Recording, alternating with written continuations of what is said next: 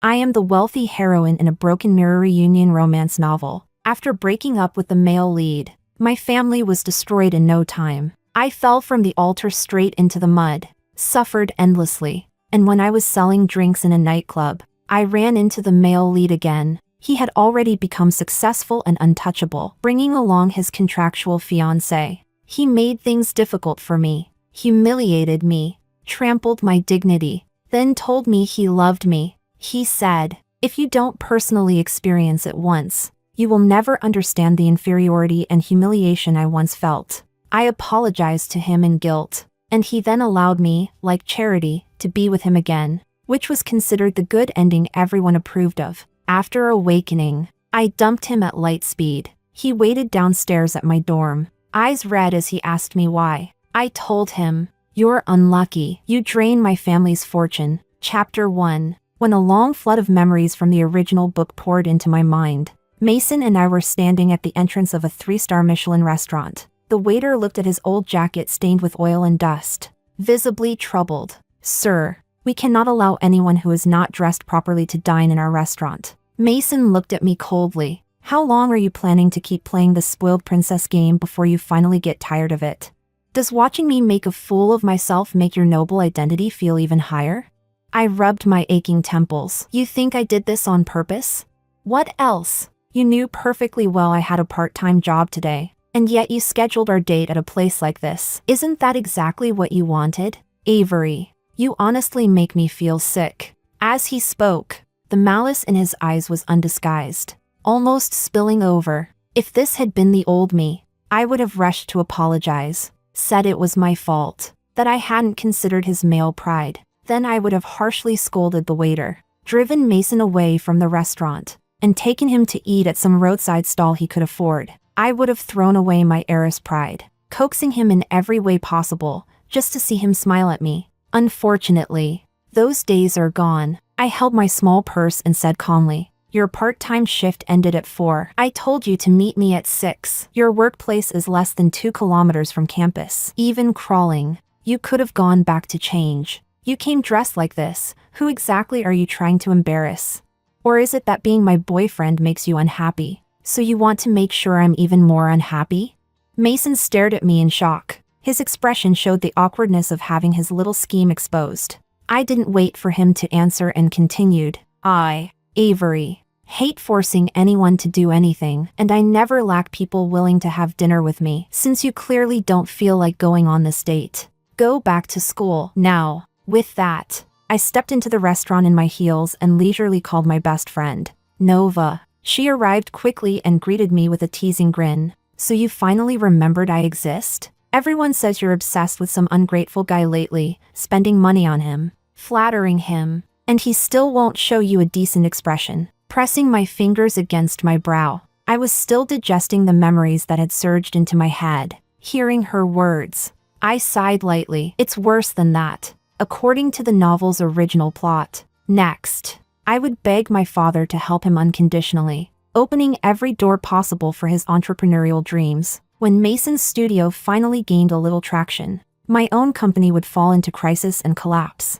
To avoid dragging him down, I would break up with him and lie about having a new lover. He would carry hatred for me while rising to power, and I would sink deeper into misery. My parents would die one after another. Our butler, trying to protect me, would be beaten to death by debt collectors. In the end, I would end up selling drinks in a nightclub. When a drunk customer harassed me, the now successful Mason would descend like a hero. He would save me from the customer, then grab my chin and ask, "Avery, do you regret humiliating me back then?" Thinking of this, a chill ran through me. I gulped down a large mouthful of wine. Nova continued, "When I came in just now, I saw a guy dressed all dirty standing by the entrance. Was that your little boyfriend?" I nodded. "He's good looking. I'll give him that. But you didn't need to spend 800,000 on him, did you?" Nova exaggerated her expression. "And after taking all your money, he still treats you badly? Isn't that the definition of taking advantage while playing the victim?" I tugged at the corner of my lips. "Let's not talk about things that ruin my appetite. Let's eat first." Chapter 2. When Nova and I walked out after finishing our meal, I realized Mason was still standing at the restaurant entrance. Moonlight poured down like woven silver, illuminating his clean-cut, handsome face. He looked at me, his voice slightly hoarse, his expression subdued. Avery. This was his signal of backing down. If it had been in the past, I definitely wouldn't have been able to resist. I'd have thrown myself at him and hugged him tightly. Between Mason and me, it had always been that as long as he was willing to reach out even a little, I would give in without boundaries. But that was before. I looked at him, my expression calm. What is it? I didn't mean to. There were a lot of customers at the shop today, and the boss asked me to work an extra hour, so I didn't have time to go back and change. His tone softened. I'm sorry, it won't happen again. I nodded. All right, I forgive you. You should head back to school. Mason froze for a moment. Where are you going? Home. Among those overwhelming returning memories, the most important thing wasn't my relationship with Mason, but the company's crisis. When I arrived home, Mickey was in the yard tending to my little garden. He was 5 years older than me. We grew up together, and though he had already finished his master's degree, he still stayed at my house as a caretaker. In those memories of the future, after my family went bankrupt, he protected me, and the debt collectors beat him to death with steel pipes. Thinking of this, a dull ache spread through my chest. I softly called out to him, Mickey, young miss, you're back. He put down the watering can, looking slightly surprised. A few glass lanterns glowed warmly in the yard, the yellow light overlapping across his face, softening the cold lines of his features. He came over to open the door, letting me inside to change my shoes. Where are my parents? Sir and Madam have a social engagement tonight. The project with Crown wasn't secured. I froze. Why? Wasn't our company the one Crown originally favored? Mickey hesitated for a long moment before finally speaking. Last time, when they asked that retired tumor expert to come out of retirement, Sir owed him a favor. Because of that, the other party took advantage of the contract amount. I understood instantly. The so-called tumor expert had been invited to perform surgery for Mason's mother, who had cancer. My father had always adored me, and after I pestered him with spoiled pleading, he agreed to something so difficult. He even gave Mason 800,000 yuan so he could pay for the surgery and the following hospitalization. Guilt consumed my heart, drowning me, and self-loathing surged to its peak. I bit my lip, only managing to speak after a long moment. I was really too immature, wasn't I? Mickey shook his head almost immediately, looking at me with gentle indulgence. Young miss is still young. A little childishness is normal. In his eyes, I was always that little girl 5 years younger, chasing after him asking for snacks. But I knew very well that I was already 21, and the responsibilities I should bear.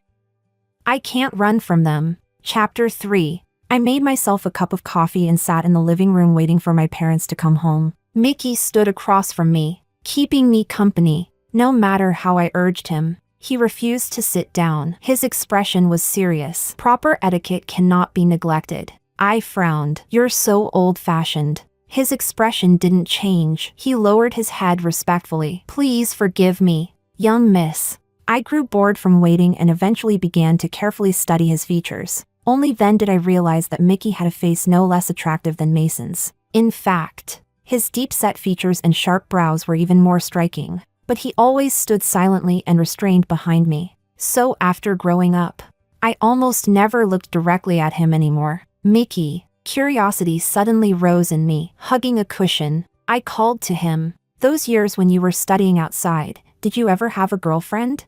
He froze on the spot. After a long while, he answered quietly. No, you're so handsome, and no girl ever liked you?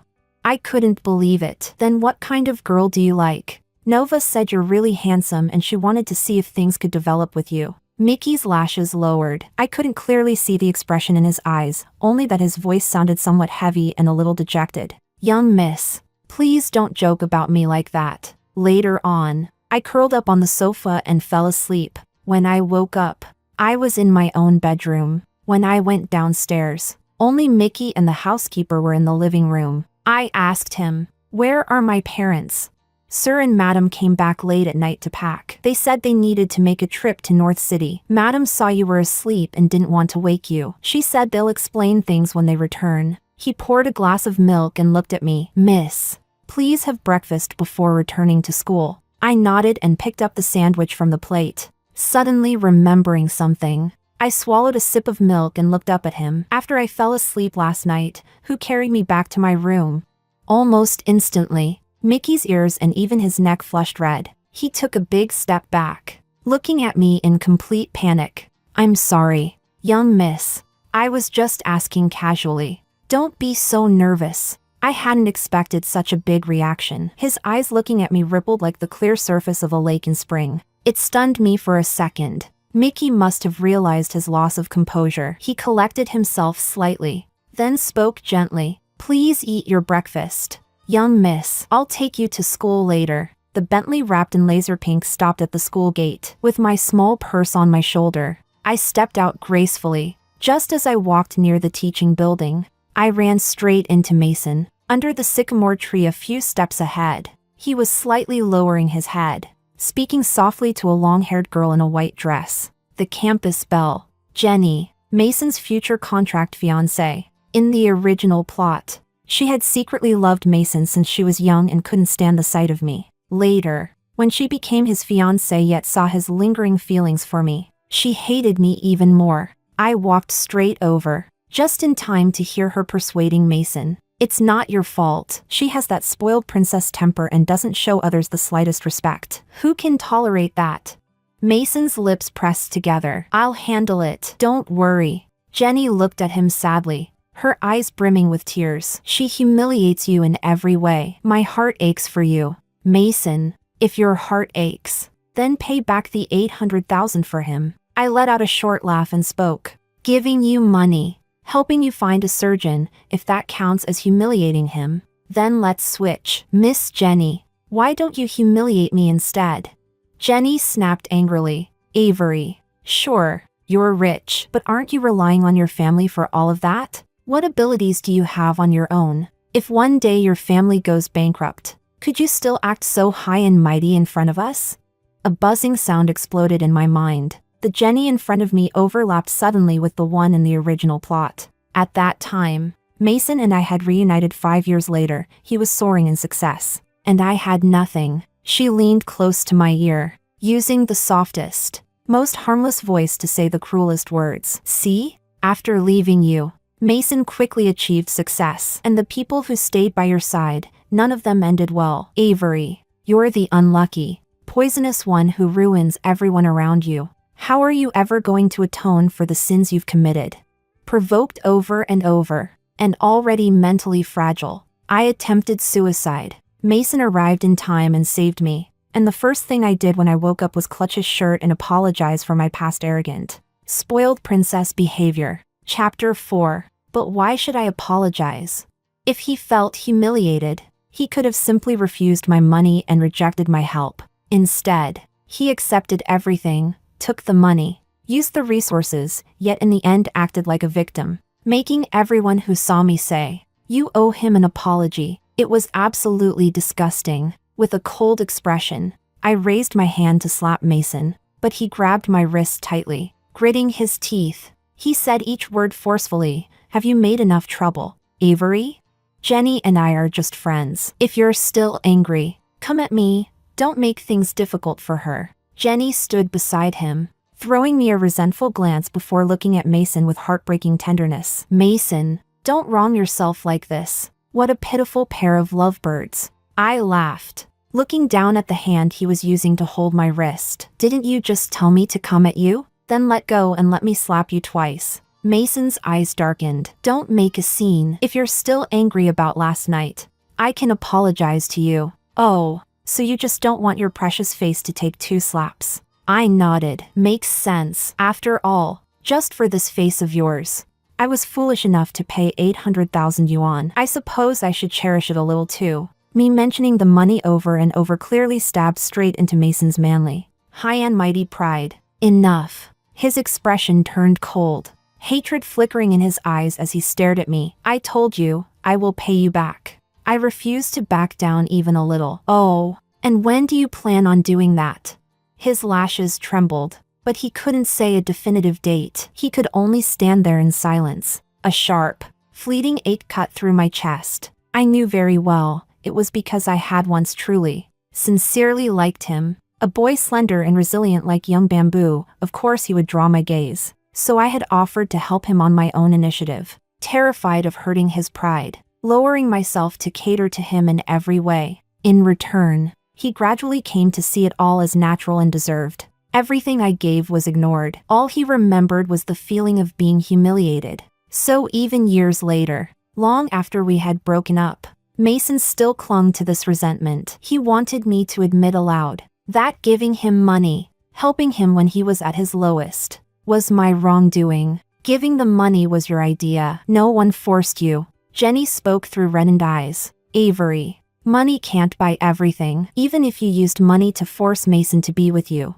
you can't make him love you. I turned to her. Then who does he love? You? Instinctively, Jenny glanced at Mason, seeing that his gaze remained fixed entirely on me. The smugness on her face froze ever so slightly. Chapter 5. Time was almost up for class, so I ignored them and hurried away. After staying at school for 2 days, Mickey called to say my parents had returned and he was driving over to pick me up. When I went downstairs, Mason blocked me at the entrance. His studio was currently in a crucial development stage, and he still had a part-time job in the restaurant kitchen. He should have been very busy. In the past, I was the one doing everything possible to cling to him, always chasing after him. What is it? Mason looked at me, some strange emotion stirring in his eyes. You kept wanting me to take you to the amusement park. I have time this afternoon. He was clearing his schedule for me. I let out a short laugh. Move. I'm going home. He didn't move, looking at me with deep, searching eyes. Avery, I finally have some free time. Don't be stubborn. Stubborn? I found it amusing. Mason, get your position straight. To put it nicely, you're my boyfriend. To put it bluntly, you're the boy toy I paid for. When I want to see you, you set aside time immediately. When I don't have time, you stay in your lane and keep your dignity as a kept man. Don't bother me. Understand? Ignoring Mason's humiliated expression, I walked past him and out of the school gate. Mickey opened the car door for me and handed over a paper bag he had placed in the front seat. I passed by the dessert shop you like and got the bread you enjoy. I pulled out a slice of toast and turned to look at him. Passed by? That shop was definitely nowhere near the route from home to school.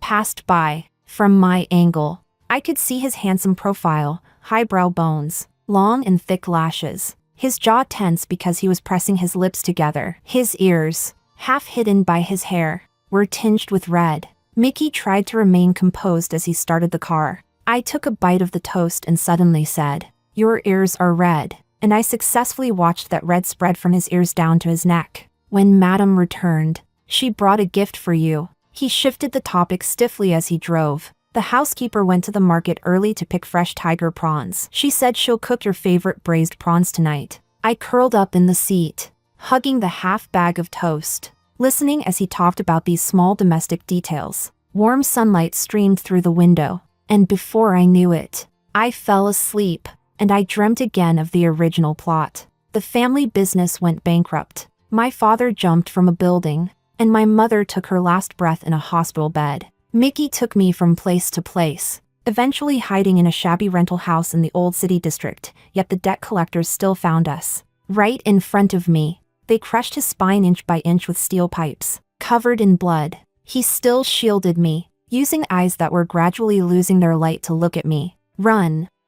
Young miss, run. In the dream, I ran helplessly, unable to find even a slightly decent job, eventually forced to sell drinks in nightclubs. People who had once fawned over me came specifically to mock me, ordering alcohol and forcing me to drink it down. Then Mason appeared, now a rising star among the wealthy, bringing along his glamorous fiancée. Jenny, the dream version of me, wanted to escape, but something held me in place, and strange voices echoed by my ears. Sure, the heroine is pitiful, but you can't blame Mason. A man's pride was humiliated. He finally fell for her, and she broke up with him like that. If she doesn't suffer exactly what the male lead suffered back then, She'll never realize her mistakes. Avery is so ungrateful. She's dirt poor now and drowning in debt. Yet Mason still wants her. Doesn't that mean he truly loves her?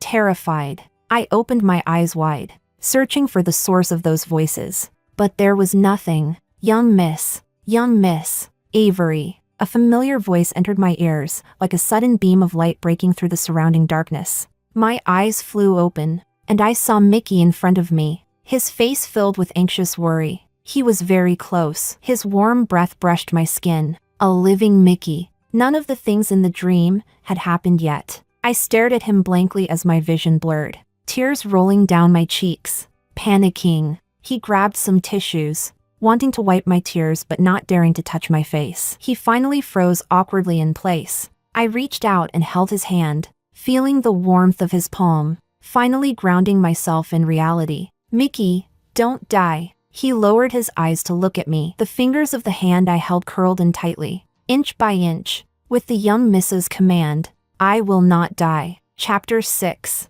After dinner, I called my dad into the study. Avery, what's wrong? Did your boyfriend need your help again? He looked at me with fatherly affection, though in his eyes there were faint traces of dissatisfaction toward Mason. I saw it clearly, and guilt surged even stronger inside me. It has nothing to do with him. I bit my lip and said softly, Dad, have you and Mom been considering any new investment projects lately? The original story didn't give detailed explanations about our bankruptcy. It only said that my parents failed in an investment project. The capital chain broke, and a series of disasters followed. My dad froze for a moment before letting out a small laugh. Why the sudden interest in the family company? Even so, he still opened his computer and showed me all their recent investment plans without holding anything back. At first glance, nothing seemed unusual, until I saw a familiar name among the project partners. Dorian. If I remembered correctly, in the original story, he became Mason's closest brother 5 years later, and the first person to recognize Mason's potential and willingly invest in his company. Which meant my family's bankruptcy, the deaths of my parents and Mickey, all of the tragedies in my life. Could they all be tied back to Mason? My heartbeat suddenly sped up. I felt as if I could hear blood rushing through my body. I took several deep breaths to steady myself and tried to keep my voice calm. Why choose this project? My dad glanced at it. Dorian came to us first. Your mom and I reviewed the proposal. It looked decent, so we put it on the short list. The contract hasn't been signed yet. Something in my mind grew clearer and clearer, like pieces of a puzzle falling into place. I stared at Dorian's name for a very long time before finally speaking again. Next time you meet him, can you bring me along? My dad agreed. Before I left the study, he seemed to remember something. You mentioned wanting me to take care of Mason's studio. There was a small order 2 days ago. Secretary Jing brought it up. I handed it to Mason's studio. He ruffled my hair. Don't say Dad doesn't look after your little boyfriend. A sharp bitterness spread through my chest. I sniffed and looked up at him. You don't need to help him anymore. A flicker of surprise crossed his eyes. What happened? Did you two fight? I shook my head and hugged his arm. Nothing. I just don't like him anymore. Since I had no classes for the next few days, I stayed home. That was when I found out my mom had arranged for Mickey to join the family company. With Mickey's degree and ability, it'd be no problem assigning him a managerial position, but he insisted on starting from the bottom. My mom held her forehead and smiled at me. That child is so humble. Mickey was fixing the sofa cushions I had messed up. Hearing this, he smiled and said, It's my honor to receive Madam's trust, but I can't let others think you're blurring personal and professional boundaries. He bent down to place the cushions neatly back in place. The fabric of his white dress shirt stretched smoothly along his back, faint creases outlining a slim, firm waist, leading down to long, straight legs wrapped in tailored suit trousers. Avery. It wasn't until my mom called me that I realized I had drifted off again while staring at Mickey. She sipped her tea and gave me a thoughtful look. It's been a while since you've gone shopping. Let Mickey accompany you. Chapter 7. Previously, I had taken Mason to Chanel once, because the sales associate mistakenly thought he was the one paying and asked whether it would be paid by card or WeChat. He suddenly lost his temper. He looked at me coldly. Aren't you tired of doing this all the time? He turned and walked off. I didn't even buy the bag I'd chosen. I chased after him and coaxed him for a long time before he finally gave me a smile. Naturally. In the original story, this incident also became one of my sins. A bag you casually picked cost nearly half a month of his mother's medical expenses. It was like a slap across the face. Do you know how deeply that hurt Mason's pride as a man? Now, with Mickey following behind me as we walked into the store, his expression remained calm as ever. The sales associate brought out the season's new designs. I casually chose 2 bags and was about to pay when Mickey had already stepped forward and taken out his card. I paused. They're expensive. He lowered his eyes with a small smile, his voice gentle. No need to worry. Young miss, I've saved quite a bit over the years. I couldn't win against him. I watched helplessly as he paid, carried the bags, then softly asked, Young miss, is there anything else you'd like to buy? If my mom finds out I went shopping and used your money, she'll definitely scold me. He curved his lips slightly, his eyes bending as he smiled. I won't let Madam find out. As we spoke, we had already walked out of the mall. I hadn't yet decided where to go next when I suddenly noticed a familiar figure in the distance. It was Mason. Because I had spoken too harshly to him that day, he hadn't contacted me at all the past few days, which honestly had been a relief. But now, during hours when he should have been busy at his studio, he walked into a nearby restaurant with a young man. I pressed my lips together and led Mickey inside. We found a corner seat. After waiting for a long time, we finally saw them leaving a private room. I took out my phone and, through the cover of several green plants, photographed Mason and the man next to him. Do you know who this is? Mickey looked at the picture. His expression gradually sharpened. It's Dorian. As expected. I backed up the photo twice and put away my phone. Through the glass, I watched Mason send Dorian to his car and then take a taxi back to school. Today he was neatly dressed in a suit, polished and put together, nothing like the boy who had been stopped at a restaurant entrance half a month ago. I laughed a little and asked Mickey, Do you think my taste in people is terrible? It's not the young Mrs. fault. When someone lets greed grow in their heart, they become impossible to guard against. He reached over and cut the steak on my plate for me, his voice low and comforting. Eat first. I'll report this matter to Sir and Madam. You don't need to worry. Mickey had grown up in my family. He'd seen firsthand how decisive and formidable my parents were in the business world, so he naturally didn't take Mason seriously. But in that so-called original story, it was exactly Mason and Dorian's crude scheming that destroyed the family business my parents had spent decades building. Steam rose from the plate, warming Mickey's fingertips faintly red. His slender fingers, joints clean and defined, were as graceful as bamboo. Without thinking, I reached out and held his hand. He instinctively tried to pull away, but I tightened my grip. Young miss. His always calm voice trembled slightly, like a soft feather brushing lightly across the heart. I looked into his misty, glistening eyes and asked softly, If I want to tell you something unbelievable, would you believe me? Chapter 8. In the villa garden late at night, the moonlight hung like woven silk. Mickey sat across from me, staring steadily. So even if I died, it still didn't stop the young miss from suffering all that hardship?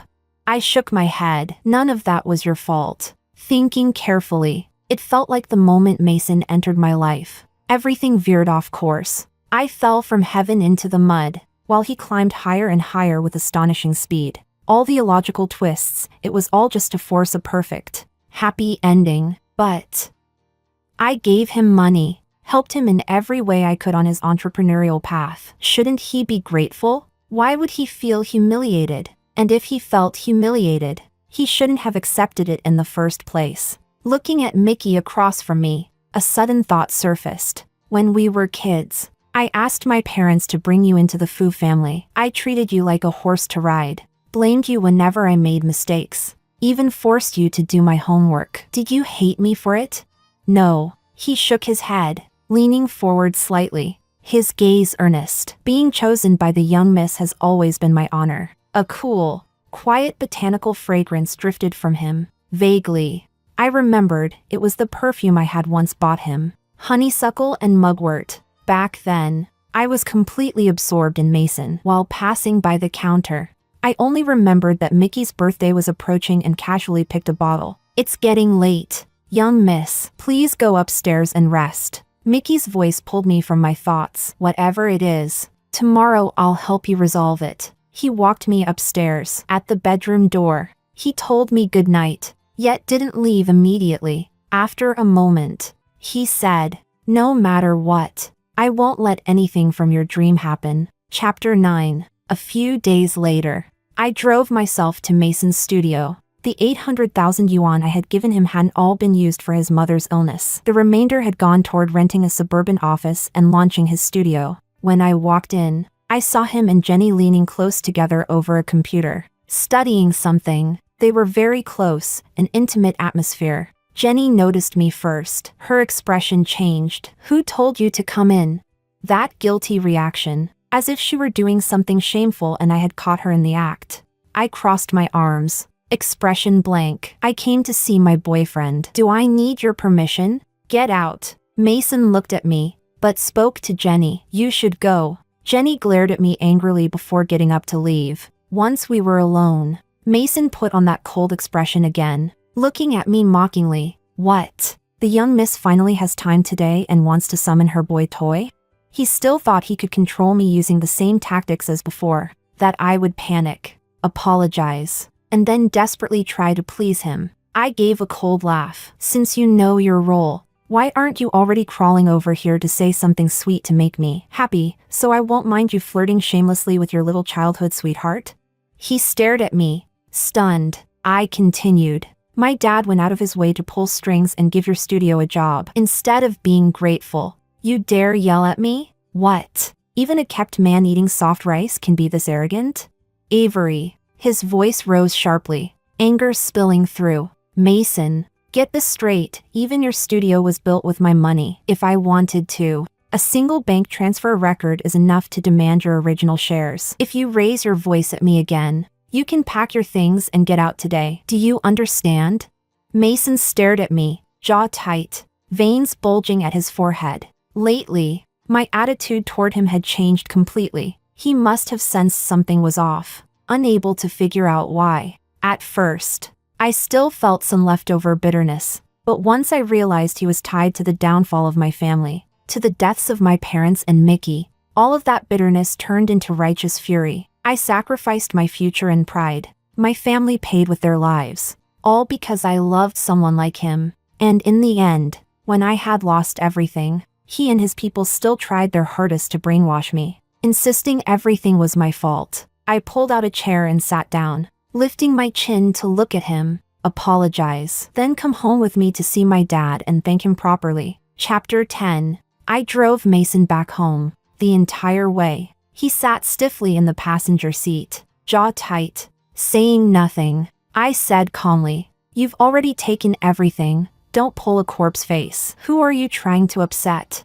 He closed his eyes briefly. "Avery, I'm not here to entertain you." I gave a light, mocking laugh. "Sorry, but you are. If I tell you to smile, you smile. Otherwise, get out." When we entered the house, Mickey was in the yard pruning the flowers. His gaze fell on Mason. There was still a faint smile on his lips, but sharp hostility slowly surfaced in his eyes. "Young Miss is back." He greeted me with a smile. "And this is my boyfriend, Mason." His fingers trembled slightly. "What does Sir like to eat? I'll prepare it with the housekeeper." "No need. He's not staying for dinner. He's only here to thank my dad."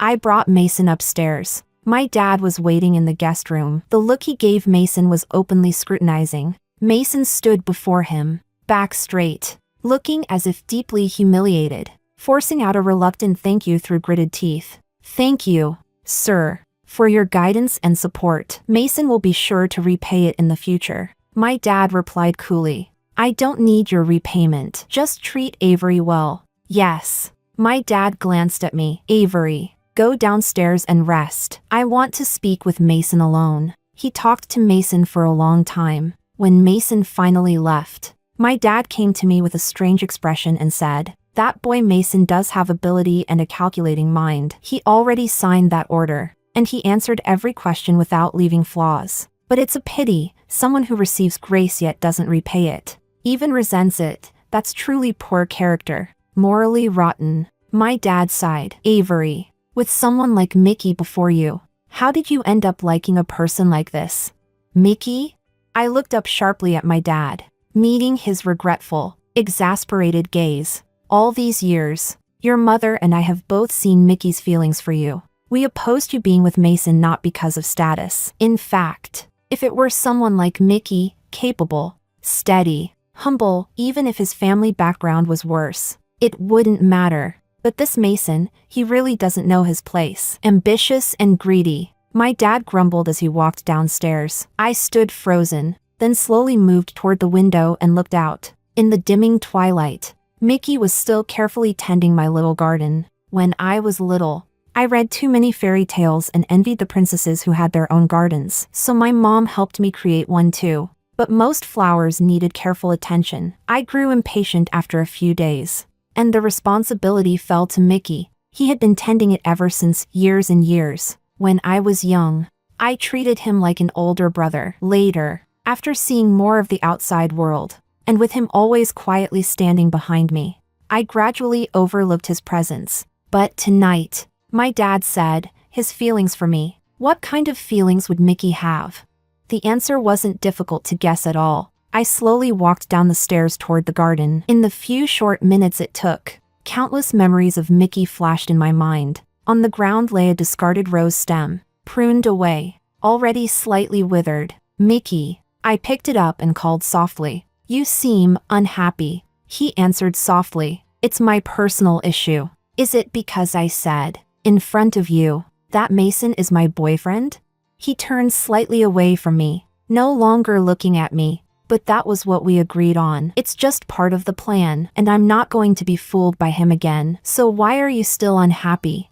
Still holding the rose. I walked over and forcibly turned his shoulder toward me. Mickey, look at me. It's impolite not to look at someone when they're speaking to you. Under the moonlight, his lowered lashes fluttered like butterfly wings, trembling softly against my heart. Through the thin cotton of his t-shirt, the heat of his body pressed against my palm. Almost flustered, he tried to escape my gaze. I'm sorry, young miss, if I made you feel offended. He didn't finish, because I grabbed his collar, rose on my toes, and kissed him. The kiss was reckless and heated. In our haste, my teeth bumped his lip. He let out a muffled sound, and his face flushed even deeper. Dummy, you should respond to me. His breath trembled as he looked down. Sorry, young miss. I've never learned how. Then hold me steady. Don't let me fall. Yes. As our bodies pressed together, the rose was crushed between us. Petals scattered across the ground, and faint red marks stained both our clothes. The fresh, cool scent of his botanical cologne gradually mixed with a sweet, intoxicating warmth. I fell into his arms, and he instinctively held my waist, the two of us collapsing together onto the swaying garden swing. When the kiss finally ended, both our breaths were uneven, our hearts pounding wildly. I looked at him. You like me, don't you? He stared at me helplessly, as if a secret he never dared reveal had been torn open. After a long silence, he finally let out a bitter smile. I just don't want the young miss to think I have improper intentions, that I'm someone coveting you. I clicked my tongue, impatient, and leaned in to kiss him again. How can you be this stupid? Isn't it possible, I murmured against his lips, that I'm the one coveting you instead? Chapter 11. When I was 4, I envied that Nova had an older brother to protect her, so I threw a tantrum and demanded that my parents give me one too. My mom tried to coax me, amused. Even if we had a baby now, he'd still be your younger brother. I cried and insisted I wanted an older brother, so they took me to the orphanage. Mickey was the older brother I chose for myself there. He was 5 years older than me when I had just started elementary school. He was already close to graduating. Even so, he came to pick me up every day, on time. As my parents' careers grew more successful and they became busier, it was Mickey and the housekeeper who took care of me at home. When I was 11, I lost the audition for the role of Snow White in the school play and cried nonstop at home. In the end, Mickey put on the evil queen's dress and performed Snow White with me at home. The year he took the college entrance exam, Mickey went to Beijing to attend one of the best universities. I cried for days at home. Mickey almost changed his school choice because of me, but my mom stopped him. She said, Avery, you're almost 14. You're not a little kid who doesn't understand anything anymore. You know what this would mean for Mickey. I cried and said, But you're the ones who said he's my brother. He is your brother, but he's not your servant. You must respect his life. Back then, I had just entered my rebellious phase and refused to listen. Probably from that point on, I stopped calling him brother, older brother, and started provocatively calling him by his name instead. Even then, he only gave me a tolerant smile. Young miss can call me anything, I'll always be happy. By the time I snapped out of these memories, Mickey's ears and neck had already turned red. Don't call me that. I narrowed my eyes. Why not? I called you that so many times when I was little. I'll call you again, brother. Brother, now tell me, do you like me or not? His Adam's apple bobbed twice. In the end, he accepted his fate and nodded. Then he said softly, I never thought about it. Never thought about what? His gaze fell to my lips, slowly warming with tenderness. Never thought the young miss would ever look at me, as if the moon hanging high in the sky would, for one moment, shine its light on me. I cupped his face. Then how many more times do I have to kiss you before you believe it? Brother? He leaned in and pressed his lips lightly to my fingertips. This is enough. When Mickey and I returned inside the house, my dad immediately called him into the study. My mom sat with me in the living room, poured me a cup of tea, and asked, Are you truly sure you won't soften toward Mason again? He's targeting our family. How could I possibly let him off? To be ruined and still stay infatuated with the culprit, that's something only a forcibly written plot would demand. My mom sighed in relief. I was worried. Before, you seemed like you couldn't live without him. I was young and foolish. I couldn't judge people well. I spoke softly. Luckily, I still have a chance to make things right. Nothing had become irreversible like in the dream. For the next month, I went to Mason's studio almost every single day, and his expression grew heavier by the day. At first, he still had the energy to argue with me, throwing my merciless sarcasm right back at me. But soon, he no longer had the time, because his collaboration with Dorian had gone wrong. This wasn't 5 years later, they had not yet built that unbreakable bond formed by jointly destroying the Fu family. And besides, what they were plotting now was a highly profitable yet extremely risky scheme. Mason would never have imagined that just because he spent an afternoon at my house that day, and my dad purposely dropped hints suggesting he favored Mason as a potential successor of the Fu Corporation. On the other hand, no matter how they tempted my parents with profit, they refused to loosen their grip on that project Mason intended to use as a trap. Their tone suggested they had already sensed something was off. Dorian, always sensitive, began to suspect Mason's loyalty. He went to confront Mason and asked, testing him, what exactly he had talked about with my dad that day. Had he accidentally exposed something? Naturally, Mason denied everything, but the more he denied it, the more Dorian believed Mason had switched sides. Mason could no longer obtain their next step plan, and the resources Dorian had originally allocated to his studio were all withdrawn. He could no longer get help from me either, leaving his career completely stalled. At the company, after observing for a long time, I'm certain now, Dorian really has placed someone inside, and it's in the most critical area, the financial system. That night at home, Mickey told us in the study that the company's accounts had started showing problems 3 months ago. Their movements are very subtle. If we hadn't detected them, within half a year, Fu Corporation's capital flow would have collapsed entirely, with no way to recover. This matched perfectly with the timeline of the bankruptcy from the original story. A massive dam collapses from a tiny breach. If Avery hadn't warned us, your mom and I really might have suffered a huge loss because of Dorian. My dad let out a long sigh, patted my shoulder, and his gaze grew sharp.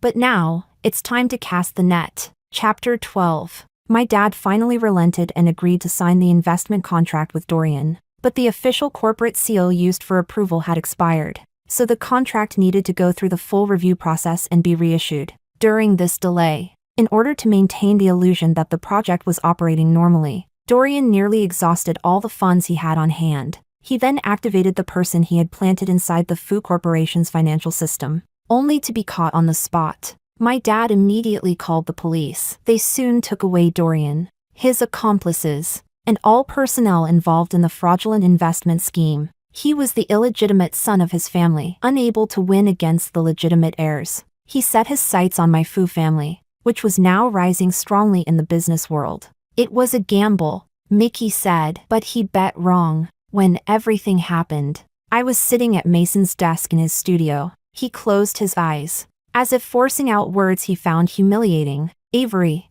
can you help me one more time? With Dorian gone and my dad secretly suppressing him, his studio was close to collapsing. I looked at him coldly. You're asking me to help you? Yes. I smiled. Is this how you ask for help? Kneel and say something nice, maybe then I'll consider it. He jerked his head up, staring at me. After a moment's collision of gazes, Mason clenched his teeth and knelt before me. His face was filled with humiliation, and his voice carried desperate hatred. Please help me. I stood up and kicked him in the chest with my heel. How ridiculous. Mason, do you really think I don't know what you've done? Why would you ever believe I'd help you again? He scrambled to his feet, disheveled, eyes reddened. Avery, I'm your boyfriend. I let out a short laugh. Oh, sorry, I forgot to tell you we broke up. A flash of shock crossed his face. He stared at me, unable to believe it. Of course he couldn't. The old me had loved him so wholeheartedly, even when angry, even when arguing. I had never said the words break up. He must have been convinced that my coldness now was just the tantrum of a spoiled heiress, that I was simply jealous because of Jenny. He thought I couldn't live without him. And in the original story, that was true, if I hadn't regained my memories. At this stage, while the Fu family was slipping into bankruptcy, I would be scrambling to invent some pathetic breakup excuse, taking all the blame onto myself. I would never have known that Mason achieved success by stepping over the bodies of my family. After a long pause, he took a deep breath. Why? Are you tired of playing with me? Because you're unlucky, I said lightly. You drain my family's fortune. I enjoyed watching panic flicker across his eyes. If a man's dignity is so precious, then why didn't you refuse me in the beginning? You plotted with others against my family while still having the audacity to beg for my help. Tell me, Mason, aren't you pathetic?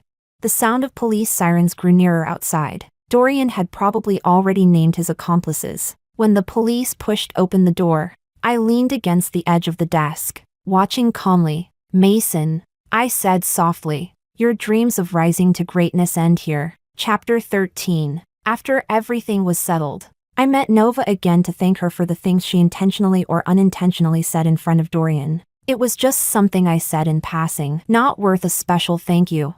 Nova waved casually, then glanced out the window. I heard you and Mickey are together now. I held my wine glass, looking at her. Are you upset? Why would I be upset? You said before that you were a little interested in Mickey. Humph. Nova let out a small laugh. I noticed long ago that this guy had ulterior motives for you. I tested it a bit, but you didn't react at all. Instead, you fell for that two-faced Mason. Do you know what people were saying when we went out together last time? They laughed at you, said you'd gone full love brain, spending money and chasing after him while he couldn't even bother to say a nice word to you. She glanced at my empty glass and pushed the bottle toward me. Good thing you've come to your senses. Otherwise, if Dorian and your ex-boyfriend had succeeded together, you and I might never see each other again. She wasn't wrong. In the original storyline, after the Fu family went bankrupt, I really never saw Nova again. I finished my last glass, said goodbye to her, and stepped outside. Mickey was waiting by the car, lifting his gaze toward me under the moonlight. I opened my mouth, my voice hoarse from the wine. Why didn't you come inside with me? According to etiquette, when the young miss meets friends, I should wait outside as the house attendant. I shook my head and threw myself into his arms, circling his waist. But you're not the attendant. You're my boyfriend, Mickey. I reached up and squeezed his flushed ear, suddenly inspired. If you got a piercing here and wore a diamond stud, I think it would suit you. The next second, the dizziness hit me, and I slid downward, only to be caught in his arms. I curled up against his chest. If the young miss wants to see it, I'll get it tomorrow, he whispered. Whatever you like, I'll do. He placed me in the passenger seat and buckled the seatbelt. I stared unhappily at his elegant profile and challenged him. So, when are you planning to change how you address me? When we sleep together tonight, are you still going to call me young miss? His hands suddenly tightened on the steering wheel. After a moment, He started the car. A feather-light voice drifted to my ears, so soft it almost disappeared into the night. If that's how you like me to call you. Chapter 14. A few months later, the verdict for Mason and Dorian was announced. The two of them, both involved in financial crimes, received sentences of 3 years and 1 year and 9 months respectively. The sentences weren't severe, but enough to stain their lives with a permanent mark. I went to the prison to visit Mason, separated by the glass. He looked at me with pain and unwillingness. Do you feel this shouldn't have been your ending? You think you were supposed to rise to the top, stand under the spotlight receiving admiration and flattery, crush me into the dirt, then act like a savior and pull me back up, don't you? But now it's all gone. What he felt now was merely the pain he had intended to inflict on me. He gritted his teeth. After a long moment, he suddenly said, "Actually, I really liked you, Avery. When school first started, I noticed you in the crowd. You always seemed happy, always dazzling, with no burdens of life. Everything you enjoyed so effortlessly was something I could never reach. I did like you, but when you used money to stain my sincere feelings, it only made me feel disgusted. I just wanted to climb higher, until you stopped looking down at me with that superior, pitiful gaze. I wanted you to look up to me. Only then would you understand how humiliating today is for me. And after you admitted your mistakes, I would have loved you properly. How is that wrong?" His logic made me laugh out loud. How is that not wrong? Is your brain broken, you pathetic idiot? Before college, we were strangers. Your suffering had nothing to do with me. I gave you money and helped you. You should have thanked me. If you felt insulted, you should have thrown the money in my face and told me you'd succeed on your own, without my filthy money. But you didn't. The truth is, you stayed because you coveted my family's wealth. You're someone who could never succeed on your own. You're a failure. Do you understand? Mason stared at me, face pale. His mouth formed a weak, powerless rebuttal. It's not like that. Oh, right, I forgot to tell you. Your mother's cancer has relapsed. Unfortunately, this time, without the money from selling yourself. Jenny, who used to visit her every day, also ran away. In the original story, Mason's mother never thanked me for helping her. She believed that my money had tainted her son's noble character. Whenever I called to check on her, she mocked and insulted me. She never allowed me to visit her. Later, after my family went bankrupt, her cancer relapsed. Before she died, she forced Jenny and Mason to get engaged. Too bad. This time, she never got to wait for her successful and accomplished son. The daughter-in-law she valued so much couldn't endure the bitterness of falling from grace either. I curled my lips slightly and stood up. When you have nothing to do in prison, pray for her. Pray that when you're released, she's still alive in this world, so the two of you can reunite as mother and son. When I stepped out of the prison gates, brilliant sunlight fell all over me. I turned to Mickey and asked, "Tell me, do you think a single word Mason said was true?" He shook his head. I laughed. Exactly. I don't believe it either. How could anyone's way of liking someone be to drag her down from the heights? To watch coldly as she falls and gets injured? To let her crawl through dirt and mud, then demand she apologize before he's willing to give her half a drop of water down? Worthless affection. After a few steps, Mickey suddenly spoke. Not everyone thinks that way. I tilted my head toward him. I like you, he said, because I want you to always sit high above, standing tall. I'll climb on my own until one day I can stand behind you. A princess never has to remove her golden crown, never needs to fall from her pedestal or wag her tail in exchange for love. There will always be someone who sees her as the distant, hanging moon, and walks toward her light with single-minded devotion. After a long silence, I reached out and held Mickey's hand. But I don't want you standing behind me, I said. I want you beside me. His warm fingertips curled in my palm, lightly stroking, soft, tempting, yet on the surface, he only lowered his gaze with a quiet smile. Yes, young miss,